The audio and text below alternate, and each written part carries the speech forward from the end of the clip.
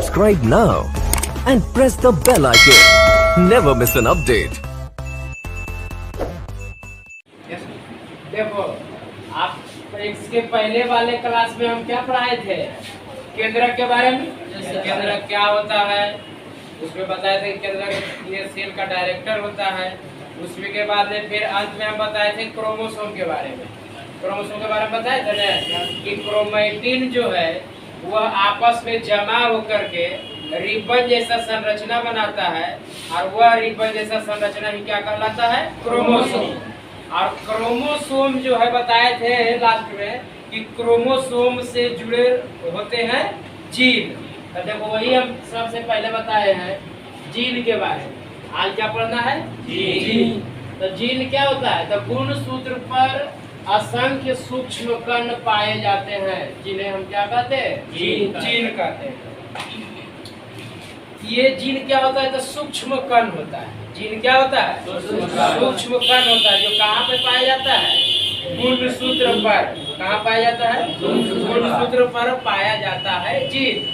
Gene का जब और बढ़िया डिफिनेशन के लिए यदि जानना चाहते हो तो ये है कि जीन गुणसूत्रों पर पाए जाने वाले वे भौतिक इकाइयां हैं जो पैतृक लक्षणों को एक पीढ़ी से दूसरी पीढ़ी में स्थानांतरित करता है या ले जाता है।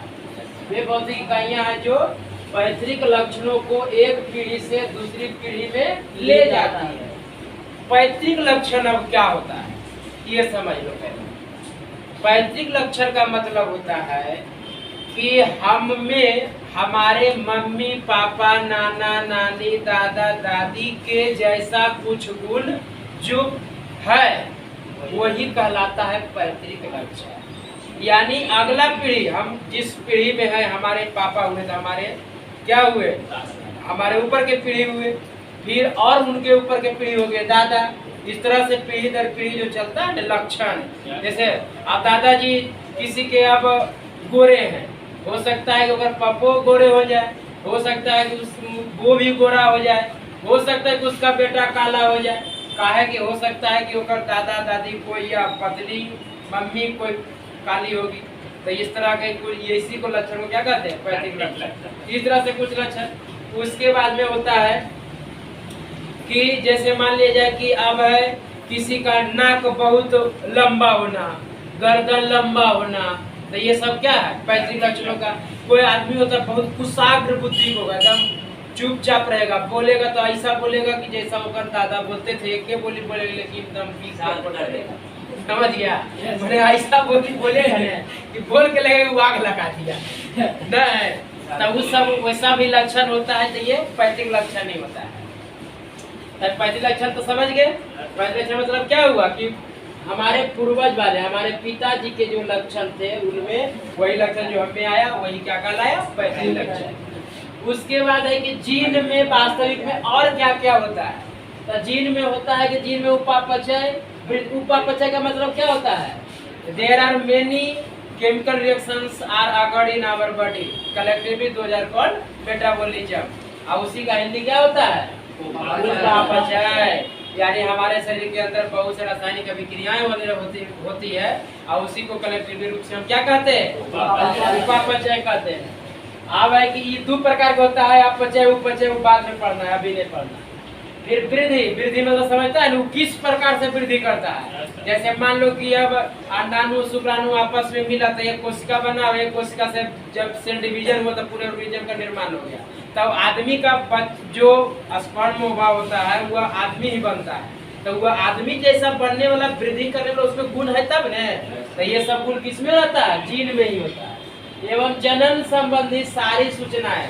जनन संबंधी मतलब क्या हुआ कि जनन से संबंधित जो भी क्रियाएं प्रतिक्रियाएं होती है, जनन अंगों का विकास, जनन क्रिया करने के लिए उसमें जो भी हार्मोन्स का स्राव होता है, ये सारे क्रियाओं को सम्मिलित रूप से ये सारे सूचनाएं जो है संग्रहित रहती है। संग्रहित का मतलब क्या हुआ? जमा रहता है, उसमें पैक रहता है। जैसे मान लो कि एक बैग है, वो बैग में हम कुछ भर दिए तो हम दे दिए, इसको दे दिए, इससे फिर हमने एक को दिए, उधर दिया दूसरा को, दूसरा दे दिया तीसरा को। तो जब बैग उसी तरह से जब ट्रांसफर हो रहा है तो उसमें जो भरा हुआ है वो भी तो ट्रांसफर हो रहा है। तो जब जीन ट्रांसफर होगा तो जीन में जो गुण रहेगा वो भी ट्रांसफर होता रहेगा। तो वही जो भरा होना वही हम कह रहे हैं संग्रहित होना, यानी जीन में वो लक्षण है। अब है कि ये जीन के बारे में जिसमें हम अध्ययन करते हैं, यानी जैसे मान लो कि अब हम बात किए थे ना कोशिका विज्ञान का, कोशिका विज्ञान का बात किए थे, कोशिका विज्ञान बताया है कि नहीं बताया है? जैसे साइटोलॉजी क्या बताए थे? साइटोलॉजी बताए थे कि जीव विज्ञान की वैसी शाखा जिसके अंतर्गत हम लोग कोशिका का अध्ययन करते हैं, उसी को हम कोशिका विज्ञान या साइटोलॉजी या सेल बायोलॉजी कहते हैं। तो उसी प्रकार से जीव विज्ञान की वैसी शाखा जिसके अंतर्गत हम लोग अध्ययन करते हैं किसका? जीन का। किसका अध्ययन करते हैं?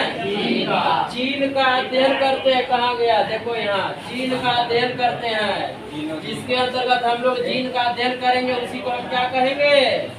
अनुवंशिकी कहते हैं। क्या कहते हैं? अनुवंशिकी। और अंग्रेजी में उसी को हम क्या कहते हैं? जेनेटिक्स। यानी कि जीव विज्ञान की वैसी शाखा जिसके अंतर्गत हम लोग जीनों का अध्ययन करते हैं उसी को हम जेनेटिक्स या अनुवंशिकी कहते हैं। समझ में आ गया? कोई दिक्कत? अब है कि ये जीन संबंधित जो पहला स्ट्रक्चर था वह खत्म। दूसरा स्ट्रक्चर महत्वपूर्ण स्ट्रक्चर कौन था? केंद्रिका। केंद्रिका क्या होता है? तो जिस प्रकार से केंद्रक के अंदर कोशिका के अंदर में जो बड़ा सा सूक्ष्म बीच में जो गोलाकार रचना होता है उसको हम क्या कहते हैं? केंद्रक कहते हैं। तो उसी प्रकार से केंद्रक के अंदर भी सूक्ष्म रचना होता है, सूक्ष्म गोलाकार रचना में होती है उसी को हम क्या कहते हैं? केंद्रिका कहते हैं। वही देखो लिखा है, यह केंद्रक में पाया जाने वाला गोलाकार और सूक्ष्म रचना होता है, यानी गोल रहेगा और छोटा रहेगा, छोटा रचना रहेगा, उसी को हम क्या कहते हैं? केंद्रिका कहते हैं। केंद्रिका का काम मुख्य रूप से क्या है? जैसे क्रोमेटिन का कितना काम था तो बता दिए, गुणसूत्र और जीन के माध्यम से। अब इसका काम है प्रोटीन और आरएनए का संश्लेषण करना। संश्लेषण मतलब उसको बनाना, निर्माण करने का काम, निर्माण होने में सहायता करना। यही काम किसका रहता है? केंद्रिका का। आरएनए प्रोटीन तो समझता है ना, ये प्रकार के क्या है? न्यूट्रिएंट्स है, पोषक तत्व है। लेकिन आरएनए का मतलब होता है, जैसे डीएनए पिछला क्लास में बताया था ना, डीऑक्सी राइबो न्यूक्लिक एसिड, तो यही होता है। ये होता है केवल राइबोज न्यूक्लिक एसिड, ये होता है राइबो न्यूक्लिक एसिड को हम क्या कहते हैं? आरएनए। यानी न्यूक्लिक एसिड हमारे शरीर में दो प्रकार के पाया जाता है, एक होता है डीएनए और एक होता है आरएनए। आरएनए फिर होता है और भी प्रकार के, एमआरएनए, टीआरएनए, आरआरएनए, जो पढ़ना है जब करके अभी नहीं, बाद में पढ़ना है। समझ गया? जैसे उसमें होता है messenger RNA, transfer RNA, ribosomal RNA, तो इस सब का कोई जरूरत नहीं होती। समझ गया? अब देखो हम बात करने वाले हैं किसका? केंद्रक के कार्य, केंद्रक के स्ट्रक्चर्स का तो हम अध्ययन कर लिए। अब केंद्रक के कार्य क्या क्या, केंद्रक के जो भी हम पढ़े उसमें क्या क्या उसका कार्य मिला हमको। तो उसमें सबसे केंद्रक का पहला कार्य है कि ये कोशिका विभाजन में सहायक करता है। सहायक होता है का मतलब है कि जब कोशिका एक कोशिका से दो कोशिका बनता है, यानी विभाजित विभक्त होता है, बंटता है, तब उस समय केंद्रक ही उसका नियंत्रण करने का काम करता है। क्योंकि जब ये केंद्रक ही मुख्य रूप से विभाजित होता है ना, तब पूरा कोशिका विभाजित होता है। केंद्रक विभाजित होने का इसका अलग अलग इमेज होता है। समझ गया? इसका जैसे मान लो दो प्रकार कोशिका विभाजन 3 प्रकार का होता है ना, तो अकोशिकीय विभाजन या उसमें होता है ना अर्धसूत्री विभाजन, फिर होता है उसमें असूत्री विभाजन, अर्धसूत्री विभाजन और समसूत्री विभाजन। 3 प्रकार के कोशिका विभाजन। तो वो सब कोशिका विभाजन होता है जिसको नियंत्रण करने का काम कौन करता है? केंद्रक ही करता है। फिर है यह कोशिकीय क्रियाओं पर नियंत्रण करता है। ये बताए थे पहले जब केंद्रक स्टार्ट किए थे, उसमें बताए थे ना कि कोशिका पूरे जो कोशिका में क्रिया होगा उस सभी क्रियाओं को नियंत्रित करने का काम कौन करेगा? केंद्रक ही करेगा। तो यानी कि यह कोशिकीय क्रियाओं पर नियंत्रण कर रखता है। उसके बाद जो अभी तुरंत होता है कि यह गुणसूत्रों के माध्यम से क्या करता है? गुणसूत्रों के माध्यम से पीढ़ी दर पीढ़ी स्थानांतरित करता है किसको? पैतृक लक्षणों को। पैतृक लक्षणों को पीढ़ी दर पीढ़ी स्थानांतरित का मतलब यह गुणसूत्रों पर पाए जाने वाले जीनों के माध्यम से पैतृक लक्षणों को एक पीढ़ी दर पीढ़ी स्थानांतरित करने का कार्य भी करती है। हाँ, करता है। अब केंद्र खत्म हो गया।